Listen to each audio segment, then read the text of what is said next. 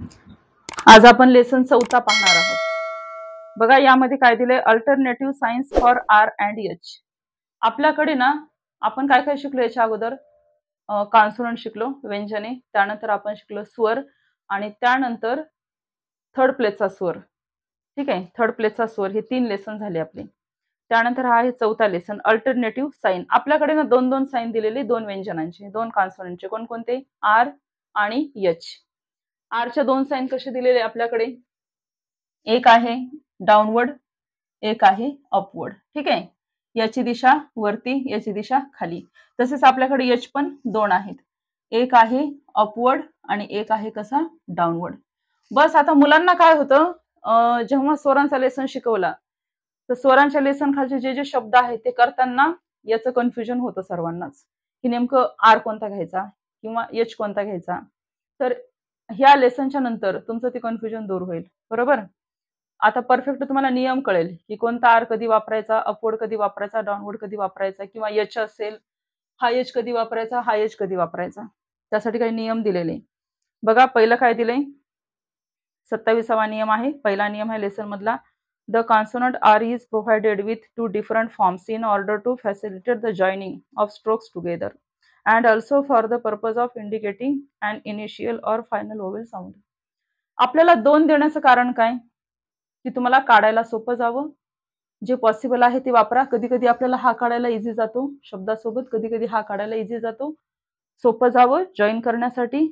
त्यानंतर दुसरी स्टेप, तुम्हाला ओळखता पण आलं पाहिजे, आणि स्वरांवर डिपेंड आहे की स्वरांची पोझिशन कोणती येते, कॉन्सोनंटच्या अगोदर येते की नंतर येते, त्यावर डिपेंड आपल्याला हा आर चा यूज करायचा आहे। त्यानंतर प्रॉपर नियम दिलाय 28 नंबरचा, बघा, initial R is written downward when preceded by a vowel sound. सर्व नियम काय आहेत, सगळे वॉवेलवर डिपेंड आहेत शेवटपर्यंत, म्हणून वॉवेलचा लेसन अतिशय महत्वाचा आहे। तो व्यवस्थित ज्यांचं झालेलं असेल त्यांना तिसरा लेसन कळालेला असेल, हा लेसन बरोबर कळून जाईल। ठीक आहे, बघा, initial R is written downward when preceded by a vowel sound म्हणजे काय, आरच्या जर अगोदर वॉवेल येत असेल तर डाऊनवर्ड आर घ्यायचा। उदाहरण पाहू आपण, शब्द दिलाय त्यांनी ओर, काय दिलाय, ओ ए आर, याचा उच्चार लिहिणं गरजेचं आहे। शब्द आहे ओर, प्रत्येक शब्दाला अर्थ असतो, याचा अर्थ पहा काय होतो ते, ओर। आता र हा आपल्याकडे काय आहे, व्यंजन आहे, कॉन्सोनंट आहे, आणि र हा कॉन्सोनंट आहे, त्याच्या अगोदर काय आलाय, स्वर आलाय, ओचा स्वर आलाय। तर लेखकांचं म्हणणं काय आहे, ज्या वेळेस आरच्या अगोदर वॉवेल येईल त्यावेळेस आर कोणता घ्यायचा, डाऊनवर्ड वाला। ही आपली वहीची रेषा, ओ सेकंड प्लेस आहे म्हणून तुम्ही ऑन दी लाईन आर काढा, डाऊनवर्ड वाला। डाऊनवर्ड वालाच का काढा, कारण आरच्या अगोदर वॉवेल आहे, तो वॉवेल तुम्ही इथे द्या, इथे अपवर्ड घ्यायचा नाही। हे तुमचं एक कन्फ्युजन आजपासून दूर होईल। दुसरा शब्द आहे ॲरे, ARRAY, उच्चार लिहा, फोनेटिक लँग्वेज आहे, उच्चार खूप महत्वाचा आहे, ॲरे। इथे पण तर तेच झालं, र हा काय आहे, कॉन्सोनंट आहे, त्याच्या अगोदर काय आलं, वॉवेल आला। जर आरच्या अगोदर वॉवेल आलेला असेल तर आर कोणता घ्यायचा, डाऊनवर्ड वाला। प्लेस आहे फर्स्ट, कारण ॲ वॉवेल आपला फर्स्ट प्लेसचा आहे, म्हणून अबोव द लाईन, ॲरे। महत्व कशाला असतं, कधी पण पहिल्या वॉवेलला। हा इथे ठीक आहे, इथे नंतर वॉवेल नाही, तो भाग वेगळा, इथे आलाय हा भाग वेगळा, इकडे असो किंवा नसो हा नाही लक्षात घ्यायचा, आपल्याला महत्वाचा आहे पहिला वॉवेल। जर अगोदर वॉवेल आलेला असेल तर आर घ्यायचा, डाऊनवर्ड। त्यानंतर अजून एक शब्द आहे अरब, आपण अरब म्हणतो पण इथे त्याचा उच्चार काय केलाय लेखकांनी, अरब। 3 अक्षरी शब्द आहे, आरच्या अगोदर ॲ वॉवेल आहे, डाऊनवर्ड आरच येईल, सेम रूल, अरब। आणि नाव आहे म्हणून, विशेष नाम आहे म्हणून आपण त्याला काय करतो, खाली टिक देतो, अरब। इथं अजून त्यांनी ॲचाच उच्चार घेतलाय, आपण अरब म्हणतो नाही का, आपल्याला इंग्रजीचे उच्चार एवढे करेक्ट येत नाहीत, अरब। त्यानंतर हे झालं आरच्या अगोदर येणारे वॉवेल। आपण ना एक असा शब्द घेऊ म्हणजे तुम्हाला दोन्हीतला फरक कळेल, की आरच्या जर अगोदर वॉवेल नाही आला तर कोणता आर काढायचा, तर अपवर्ड वाला काढायचा। इथे लिहिते मी रे, याचा उच्चार काय होईल, रे। मला सांगा रच्या अगोदर वॉवेल आहे का, नाही. रच्या अगोदर वावेल आहे का? नाही. इकडे कुठे वावेल दिसतो का? नाही. किंवा उच्चारामध्ये कुठे दिसतो का रच्या अगोदर? नाही. वावेल आहे रच्या नंतर. याची फोड जर केली तर कशी होईल? र अधिक ए बरोबर रे. याला काय म्हणतो आपण? आरच्या नंतर आलेला स्वर वावेल. ठीक आहे, इंग्लिश मराठी मिक्स. आरच्या नंतर आलेला वावेल. अशी जेव्हा कंडिशन येईल, अगोदर नसेल आणि नंतर असेल, तेव्हा मात्र आपल्याला आर कोणता घ्यायचा आहे? अपवर्ड वाला. ही झाली रे, रेचा स्ट्रोक. ही झाली रेची आउटलाईन. हा दोन्ही मधला फरक लक्षात घ्या. आरच्या अगोदर जर वावेल असेल तर डाऊनवर्ड आर घ्या. आरच्या अगोदर जर वावेल नसेल तर अपवर्ड आर घ्या. इथे तुमचा एक नियम पक्का संपला. एक नियम पक्का. आजपासून कन्फ्युजन होऊ द्यायचं नाही की आर कोणता घ्यायचा. आरच्या अगोदर वावेल आला, डाऊनवर्ड आर. आरच्या नंतर वावेल नसेल तर अपवर्ड आर. संपलं. आता हे जे आपण रूल पाहिले, या रूल मध्ये एक लक्षात घ्या, 2-2 अक्षरी शब्द आले, इथे 3 अक्षरी शब्द आला. पण याला ना एक लिहून ठेवा तुम्ही तुमच्या वहीमध्ये की शब्दाच्या सुरुवातीचा आर, या नियमाला नाव काय द्या? शब्दाच्या सुरुवातीचा आर. ठीक आहे. दुसरा नियम बघू आपण, शब्दाच्या शेवटी येणारा आर. बघा त्यातले शब्द.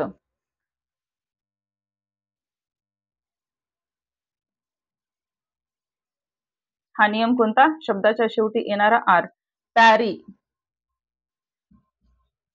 2 अक्षरी शब्द आहे. 2 अक्षरी शब्द आहे. शब्दाच्या शेवटी आलेला आर आणि त्या आरच्या नंतर ववेल आला की नाही हे फक्त काळजीपूर्वक पहा. आरच्या नंतर ववेल आला का? आला. मग तो कुठलाही असेल, फक्त अ सोडून. हे पण वहीमध्ये लिहून ठेवा, अ सोडून. अ ला आपण इतकं व्हॅल्यू देत नाही. इथे पण तर ब च्या नंतर अ आलाय, आपण असं अ चा इथं ववेल दिला का? नाही. अ आपण पकडत नाही. ठीक आहे. रच्या शेवटी जर ववेल आलेला असेल तर मात्र तो घ्यायचा अपवर्ड वाला. प्यारी कोणता? शब्दाच्या शेवटी येणारा आर. याचा अपोजिट एक शब्द पाहू आपण, पार. शब्दाच्या शेवटी आर आहे.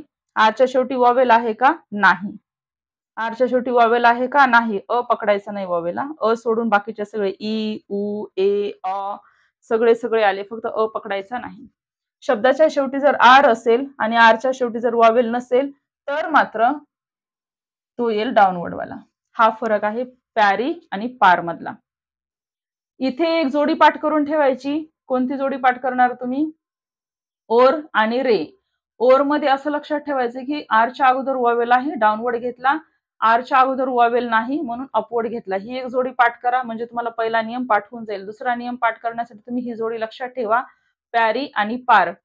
शब्दाच्या शेवटी आर आहे, आरच्या शेवटी वॉवेल आहे म्हणून अपवर्ड घेतला. शब्दाच्या शेवटी आर आहे, आरच्या शेवटी वॉवेल नाही म्हणून डाऊनवर्ड घेतला. असे खूप सारे शब्द मिळतील तुम्हाला. कार, कॅरी, शेर, शेरी. आपल्या एक्सरसाइज मध्ये 13 आणि 14 मध्ये भरपूर शब्द मिळतील. पहिली लाईन बघा पूर्ण तशीच, एक्सरसाइज 13 मधली वाचून दाखवते. Bare, berry. बेअर रच्या शेवटी वॉवेल आहे का? नाही. तो या गटात बसणारा शब्द आहे, डाऊनवर्ड आर. बेरी वॉवेल आला, अपवर्ड.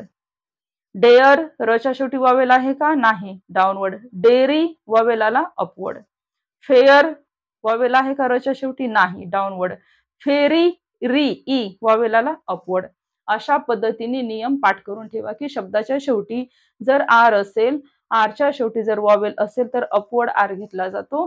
शब्दाच्या शेवटी आर असेल, आरच्या शेवटी जर वॉवेल नसेल तर मात्र डाऊनवर्ड घेतला जातो. त्यासाठी एक जोडी पाठ करून ठेवा.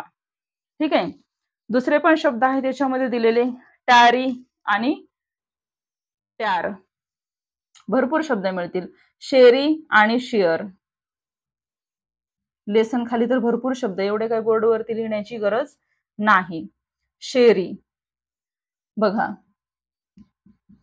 शेरी आला की नाही शेवटी वॉवेल? ही वहीची रेषा. शेरी.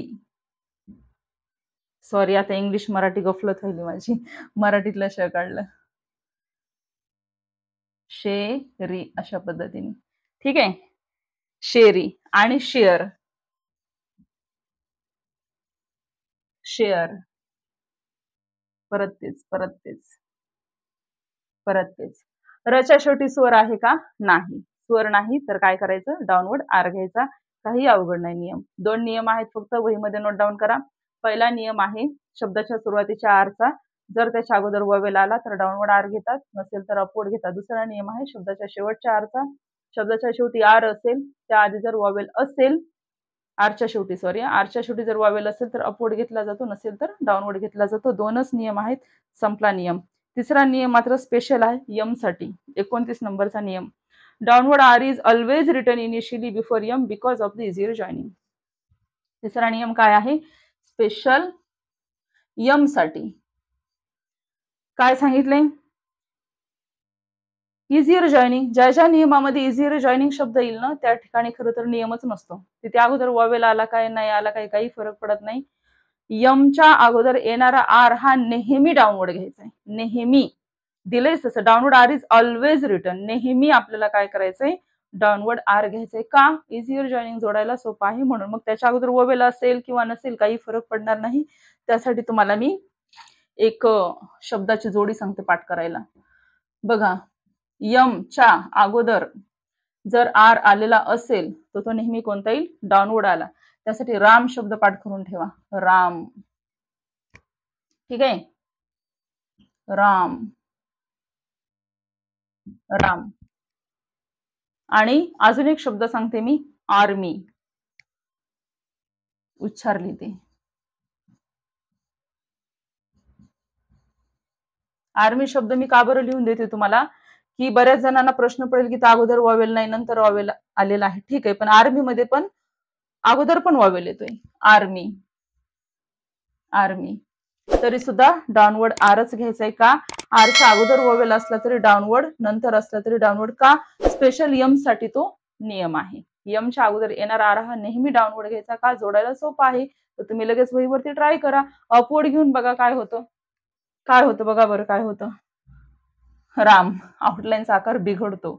ठीक आहे, आउटलाईनचा आकार बिघडतो. म्हणून लेखकांनी काय सांगितलं की मच्या आधीचा आर हा नेहमी डाऊनवर्ड घ्या, कारण तो दिसायला छान दिसतो, काढायला सोपा आहे आणि काढलेली आउटलाईन आपल्याला ओळखायला सुद्धा कशी सोपी आहे. म्हणून यमच्या आधीचा आर हा नेहमी कसा घ्यायचा, डाऊनवर्ड घ्यायचा. इथे 3 नियम झाले आरचे, संपले नियम. आता आहे कॉन्सोनंट एच. एच मध्ये काय होतं बघा,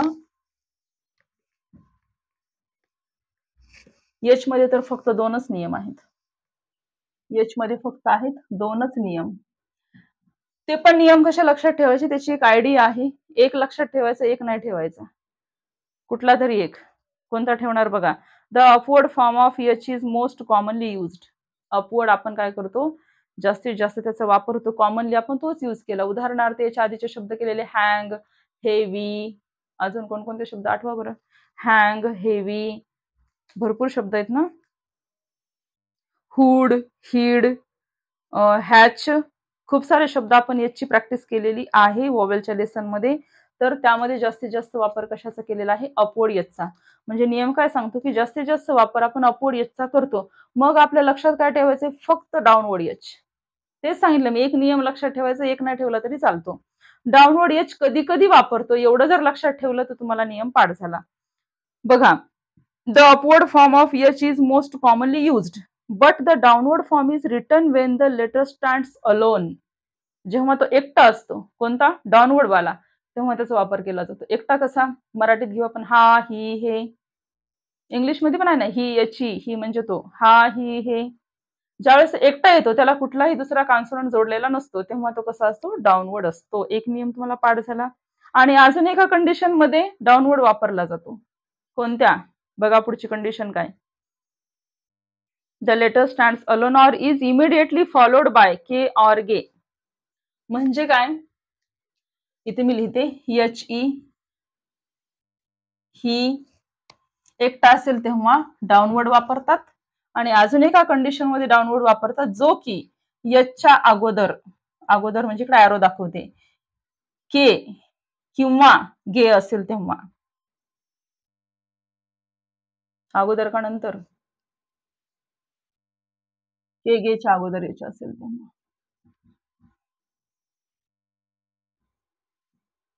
असं येईल, ॲरो तिकडे जाईल. ठीक आहे, के आणि गेच्या अगोदर जेव्हा जेव्हा एच असेल तेव्हा तो कसा येईल, डाऊनवर्ड येईल.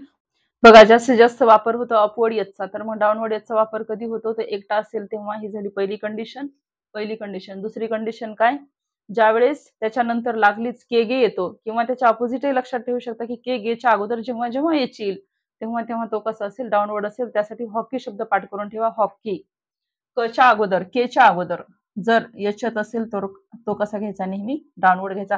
बस ही एक कंडिशन, ही दोनच कंडिशन मध्ये आपल्याला काय करायचंय, डाऊनवर्ड एच वापरायचा आहे.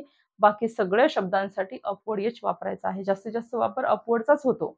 म्हणून फक्त डाऊनवर्डचा कधी होतो, दोन कंडिशन मध्ये, एकटा असेल तेव्हा आणि के गेच्या अगोदर. त्यासाठी हॉक शब्द दिलाय, हेग दिलाय, हे दिलाय इथे एक HAY, हे अशा पद्धतीने. त्यानंतर याचा शब्द दिला HAKE,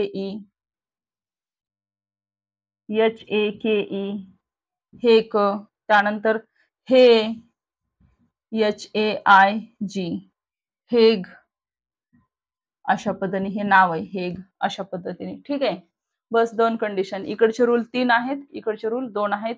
आजपासून तुमचं काय होईल, कोणता आर घ्यावा कोणता एच घ्यावा याचं कन्फ्युजन दूर होईल. तर यासाठी अगोदर लेसन खालच्या शब्दांची व्यवस्थित नियम वाचून घ्या, प्रॅक्टिस करा. त्यानंतर एक्सरसाइज 13, एक्सरसाइज 14 मध्ये भरपूर सारे शब्द दिलेले आहेत. या रूलवर आधारित त्याचा अभ्यास करा. ठीक आहे. थांबू इथे.